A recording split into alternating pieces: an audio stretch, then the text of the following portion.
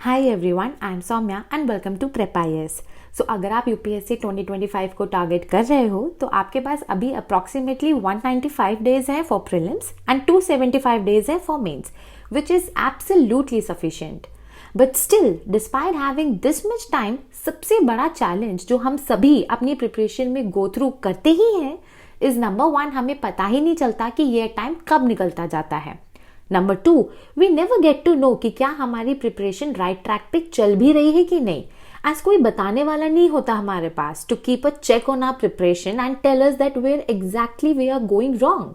The third issue is कि हम या तो आर्बिटरली पढ़ लेते हैं, बुक उठा लेते हैं कि चलो अब पॉलिटिक्स से शुरू करते हैं, सीधे लक्ष्मीकांत पढ़ना शुरू कर देते हैं, या फॉर एग्जाम्पल हम सीधे हिस्ट्री अगर पढ़ेंगे तो हम एंशिएंट मेडिवल स्किप करके सोचते हैं कि मॉडर्न हिस्ट्री बहुत इंपॉर्टेंट है तो सीधे स्पेक्ट्रम से स्टार्ट कर देते हैं। या फिर अगर हम अपना कुछ प्लान भी बनाते हैं और उसके अकॉर्डिंग प्रिपेयर करने का ट्राई करते हैं तो हमारे प्लान हम इतने ज्यादा आइडियलिस्टिक बना लेते हैं कि खुद हम फॉलो नहीं कर पाते and bar bar plan change करने की वजह से स्ट्रेस बिल्डअप होने लगता है। And the last major issue we face in our preparation is कि हम सुनते तो बहुत है by toppers that consistency is the key to clear this exam, but हम खुद ही इसको follow नहीं कर पाते। इससे होता क्या है कि इन challenges से deal करते करते कब ये enough and sufficient time बहुत limited time में convert हो जाता है, हमें पता नहीं चलता। एंड हमें ये रियलिटी तब रियलाइज होगी जब यूपीएससी का नोटिफिकेशन 22 जनवरी 2025 को आ जाएगा। देन एट दैट टाइम हमारी रेस अगेंस्ट टाइम स्टार्ट हो जाती है। हम पूरी जी जान से एफर्ट्स लगाना शुरू कर देते हैं to complete entire syllabus, all subjects, all current affairs for pre 2025।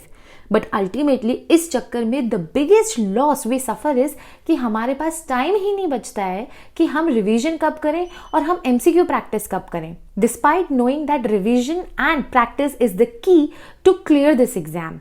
So to save your time and your own self from all these challenges, आज मैं आपसे अपनी खुद की tried and tested technique discuss करूंगी जिसे फॉलो करके आप खुद ही अपनी प्रिपरेशन को time to time in check रख सकते हो, खुद ही इवैल्यूएट कर सकते हो विदाउट एनी एक्सटर्नल हेल्प कि कहाँ मिस्टेक्स हो रही हैं जिन्हें टाइम रहते अवॉइड करना मैंडेटरी है to achieve your dream in 2025 attempt itself. In a nutshell, इस टेक्निक से हम खुद इवैल्यूएट कर पाएंगे कि at this moment when you are watching this video, are you ready for prelims 2025 or not. क्या हमारी प्रिपरेशन 2025 के प्रीलिम्स के लिए राइट ट्रैक पर है कि नहीं, एंड अगर नहीं तो टाइम रहते किन चीजों को हमें सही कर लेना है कि हम आराम से विद गारंटी प्री क्लियर कर सके। तो चलिए अब हम सीधा इन सभी डायमेंशंस को देख लेते हैं जिन्हें इवैल्यूएट करके we can know at this very moment that are we ready for prelims 2025 or not. And if we are not, then कौन से ऐसे एरियाज हैं जहां हम प्रॉब्लम फेस कर रहे हैं दिस वेरी मोमेंट, जिन्हें हमारे पास अभी बहुत टाइम है कि हम उसको करेक्ट कर सकें। ठीक है, हम चीज़ों को करेक्ट ऑर्डर में प्रिपेयर करें और अपनी सक्सेस को गारंटीड बना सके, अपनी ड्रीम को अचीव कर सके इन 2025 itself.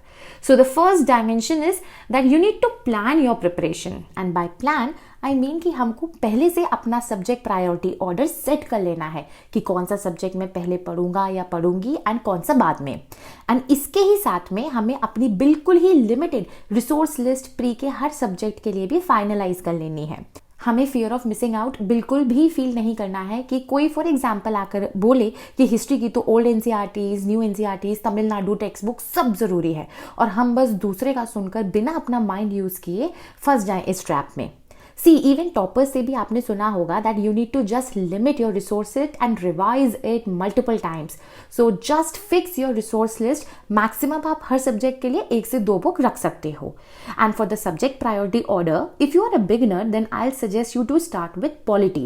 As polity का ना input to output ratio बहुत अच्छा है। That means कि polity में एक ही रिसोर्स है जो आपको पढ़ना है for prelims, that is Laxmikant, जो आराम से compared to other subjects जल्दी कवर हो जाएगा and at the same time आपका कॉन्फिडेंस भी बढ़ेगा दैट आपने एक सब्जेक्ट आराम से कवर कर लिया है, जिससे ऑन एन एवरेज एग्जाम में 17 to 20 क्वेश्चंस आते ही हैं, that two of easy to moderate level. So हमें फॉलोइंग दिस प्रायोरिटी ऑर्डर हमने पॉलिटी कवर करते ही अपने 30 to 40 मार्क्स पक्के कर लिए हैं प्री में अभी से। See, you need to set the priority based on previous year question analysis, जो अभी मैं आपको आगे एक्सप्लेन भी करूंगी। इन शॉर्ट आपको इनपुट टू आउटपुट रेशियो के अकॉर्डिंग ही सब्जेक्ट को प्रायोरिटी लिस्ट में डालना है। फॉर एग्जाम्पल, जिन सब्जेक्ट से ज्यादा एवरेज नंबर ऑफ क्वेश्चंस आते हैं एग्जाम में, उन्हें आपको पहले खत्म करते जाना है, बिकॉज अभी आपके पास सफिशिएंट टाइम है ऐसा करने के लिए।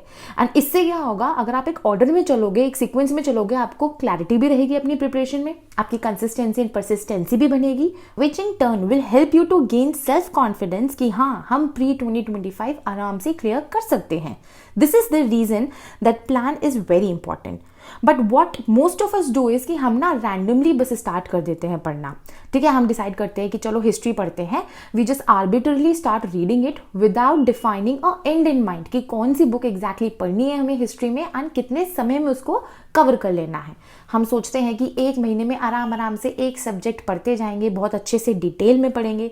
But let me tell you कि होता क्या है कि एक मंथ कब निकल जाएगा आपको पता भी नहीं चलेगा, और ना ही आपका वो सब्जेक्ट पूरा हो पाएगा।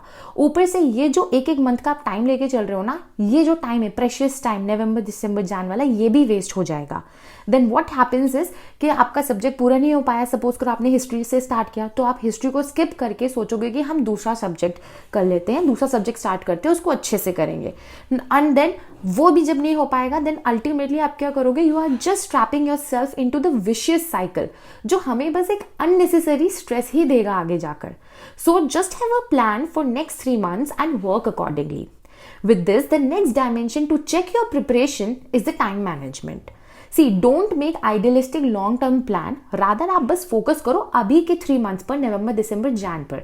बिकॉज अगर आप इस टाइम में थोड़ा भी सही से पढ़ ले गए ना, तो आप आराम से आउट कम्पीट कर पाओगे उन कैंडिडेट्स को जो ऑलरेडी मेंस या इंटरव्यू दे चुके हैं।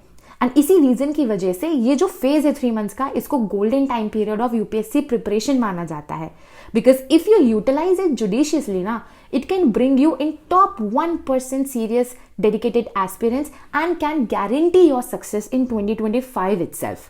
Now, इसमें क्या करना है, आपको अपना एक प्रैक्टिकल रियलिस्टिक डेली शेड्यूल बनाना है and you have to stick with it. होता क्या है कि बहुत सारे लोग ये सोचते हैं कि यूपीएससी क्लियर करने के लिए 10-12 घंटे डेली पढ़ना है तभी सिलेक्शन होगा, but it is just a myth. आपने टॉपर्स को भी ये बोलते हुए सुना होगा कि डेली बस 6 से 8 घंटा पढ़ो, बट रेगुलरली पढ़ो, कंसिस्टेंटली पढ़ो और आराम से आपका सिलेक्शन हो जाएगा।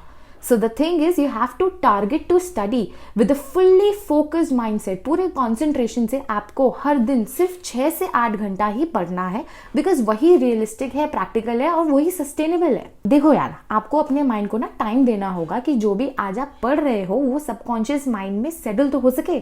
अगर आप आज 10-12 घंटे मान लो पढ़ भी लोगे, तो next day I can guarantee कि आप 4 घंटे से ज्यादा नहीं पढ़ पाओगे, और प्लस आपको रिटेन भी नहीं होगा कि आपने पिछले दिन जो पढ़ा था वो एक्चुअली पढ़ा क्या था।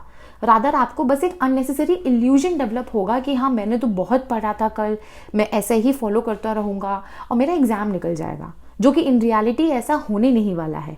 सो just focus and start from 6 hours daily, but yes with fully focused mind with no distractions. See, you need to focus on quality of hours than the quantity of hours, because अगर 10-10 घंटा बढ़ के exam निकल रहा होता है ना, तो बहुत सारे एस्पिरेंट्स अभी तक क्लियर कर ही लेते ना exam. It's always about the quality over quantity. ठीक है, this will bring discipline in your routine also, and it will also motivate you कि अगले दिन आपको इतना ही पढ़ना है, इससे कम नहीं पढ़ना है।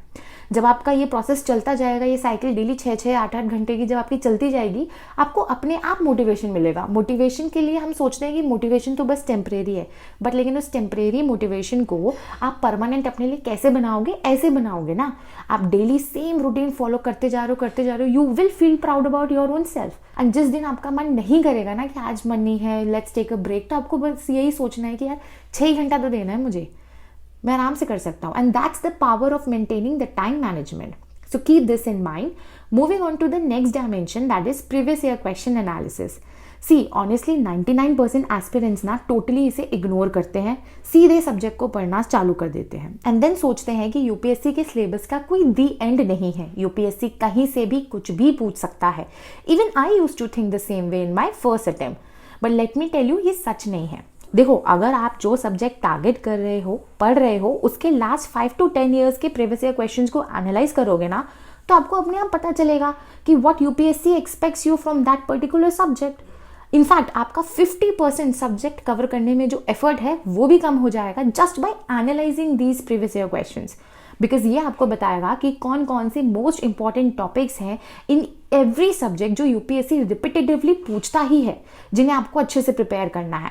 फॉर एग्जाम्पल आप इकोनॉमी में देख लो, यूपीएससी आरबीआई एंड इन्फ्लेशन से हमेशा क्वेश्चंस पूछता है, ज्योग्राफी में क्लाइमेटोलॉजी से पूछता है, पॉलिटी में फंडामेंटल राइट्स एंड पार्लियामेंट से पूछता है। And with this you will also know कि किस टाइप के क्वेश्चंस यूपीएससी पूछता है किस सब्जेक्ट से। For example economy and science में आपको कॉन्सेप्चुअल एंड एप्लीकेशन बेस्ड दोनों तरीके के क्वेश्चंस मिलेंगे प्रीलिम्स में। वहीं एनवायरमेंट एंड हिस्ट्री में आपको टर्मोलॉजीज के रिगार्डिंग क्वेश्चंस मिलेंगे, कॉन्सेप्चुअल क्वेश्चंस मिलेंगे एनवायरमेंट से रिलेटेड, इकोलॉजी के ऊपर, राइट। सो अगर आपने अभी तक प्रीवियस ईयर क्वेश्चंस को एनालाइज करना स्टार्ट नहीं किया है तो उसको शुरू करो इमीडिएटली, बिकॉज अभी तो आपके पास सफिशिएंट टाइम है और इसी से तो आप अपना 50% एफर्ट सेव कर पाओगे। फालतू इधर उधर की चीजें नहीं पढ़ोगे। You will prepare very much on the line, on the track, on what UPSC expects you to perform in exam, ठीक है। अब next important dimension to check your preparation for prelims 2025 is, are you reading subjects और you are practising it too. See simply अगर मैं आपको बताऊं, the only Brahmastra to clear prelims 2025 is just minimum 6000 questions आप practice करके जाओ। अब ये सुनने में बहुत बड़ा नंबर लग रहा होगा, बट आप ये देखो, अगर आप 10 साल के प्रीवियस ईयर क्वेश्चन एनालाइज करोगे तो 1000 क्वेश्चन तो आपके वहीं से हो जाएंगे आराम से। और इन्हीं 6000 क्वेश्चंस में आपके सारे स्टैटिक, सब्जेक्ट वाइज, करंट, पूरे फुल लेंथ मॉक टेस्ट के सारे क्वेश्चंस इंक्लूडेड है। आपको बस अगर अभी से लेके चले तो on an average 20 MCQs daily practice करने और आपका टारगेट आराम से अचीव हो जाएगा। सी मैं ऐसा इसलिए बोल रही हूँ करने को, the benefit of doing this is once you start doing this ना, हमारा क्वेश्चन को अप्रोच करने का जो तरीका है वो ट्रिमेंडसली इंप्रूव होगा।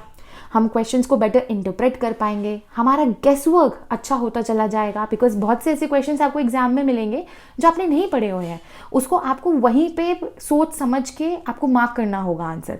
तो ये चीज़ जो एक कहते हैं ना इंटेलिजेंट गेस वर्क, वो कैसे काम करता है, वो विद प्रैक्टिस आता है। आप उसको सडनली एग्जाम में जाके रिप्रोड्यूस नहीं कर सकते। एंड ऑल्सो जो हम क्वेश्चंस में कई बार 2 ऑप्शन या 3 ऑप्शन में कंफ्यूजन फेस करते हैं ना, कि या तो ये आंसर है या तो ये आंसर है, वो चीज़ भी प्रैक्टिस से ही खत्म हो जाएगी। और आपको करना बस इतना ही है कि आपको डेली 20 क्वेश्चंस सॉल्व करने हैं। आपको कोई डेली 100 क्वेश्चंस तो सॉल्व करने को मैं बोल नहीं रही हूँ कि आप अभी से करने लगो, नो, जस्ट डू 20 क्वेश्चंस, जिसमें से 10 क्वेश्चंस आप प्रीवियस ईयर क्वेश्चंस उठा सकते हो, 10 आप रैंडम उठा सकते हो क्वेश्चंस को, बस प्रैक्टिस करते चलो। तो following A daily practice schedule is a win win situation, जो अगेन गारंटी करता है that you will achieve your dream in your very next attempt, irrespective of कि अगर आपने अभी तक अपनी प्रिपरेशन स्टार्ट भी ना की हो। With this, the next dimension you need to check yourself on is, are you following current affairs or not?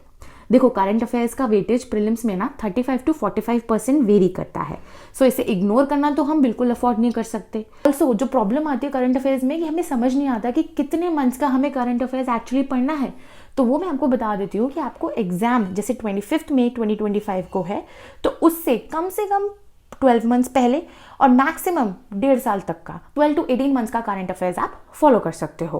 And अगर आपने करंट अभी तक स्टार्ट नहीं किया है ना, तो उसके लिए अननेसेसरी टेंशन लेने की ज़रूरत नहीं है, बिकॉज बहुत ज़्यादा हम स्केर्ड फील करते हैं करंट अफेयर्स के regarding. Even I have felt so, I have also dealt this same issue, इसलिए मैं आपको अपने ही एक्सपीरियंस से बता रही हूँ कि करंट अफेयर्स की इतनी टेंशन मत लो। अभी तक अगर नहीं किया है, सिंपली आप सबसे पहले मई 2024 से लेकर के अभी तक जो भी आप करंट अफेयर का मैगजीन फॉलो कर रहे हो ना, उसको मंथली ना पढ़ करके सब्जेक्ट वाइज पढ़ो, और फिर आपको अपने आप डिफरेंस समझ में आएगा। बिकॉज जब आप सब्जेक्ट वाइज पढ़ोगे ना, तो आपको हर सब्जेक्ट के करंट अफेयर्स के थ्रू आपका उसमें स्टैटिक पार्ट भी होता चला जाएगा। एट द सेम टाइम आपको बहुत कॉम्प्रिहेंसिवली नॉलेज डेवलप होगी उस पर्टिकुलर सब्जेक्ट को लेकर के, जो आपको हेल्प करेगी जब एनालिटिकल क्वेश्चंस या मॉडरेट टू टफ लेवल के क्वेश्चंस आपको प्रीलिम्स एग्जाम में देखने को मिलते हैं।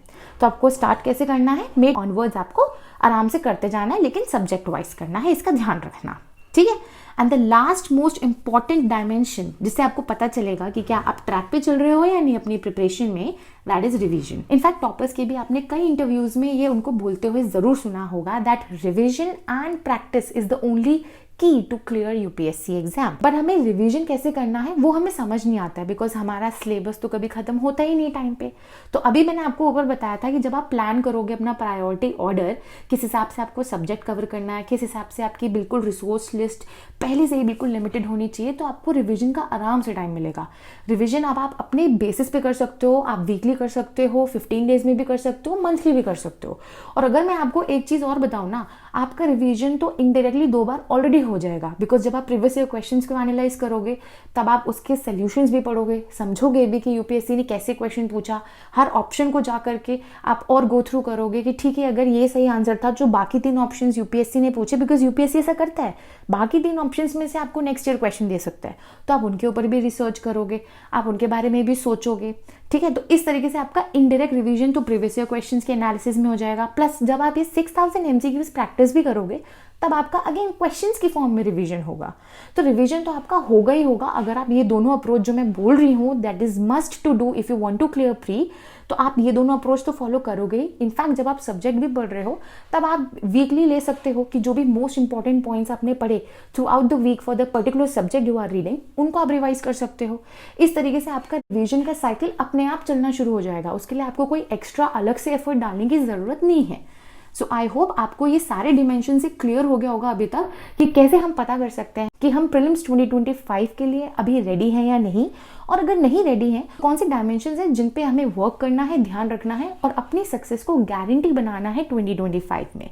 सो I hope with this video आपके सारे डाउट्स जो भी होंगे माइंड में इस समय प्रिपरेशन को लेकर के वो क्लियर हो गए होंगे। आपको ये भी समझ में आ गया होगा कि आपको नेक्स्ट 3 मंथ्स को कैसे यूटिलाइज करना है। अगर आपके मन में फिर भी कोई डाउट रह जाता है, क्वेरी रह जाती है, you can put it down in the comments below. मैं बहुत जल्द मिलूंगी आपसे नेक्स्ट वीडियो में।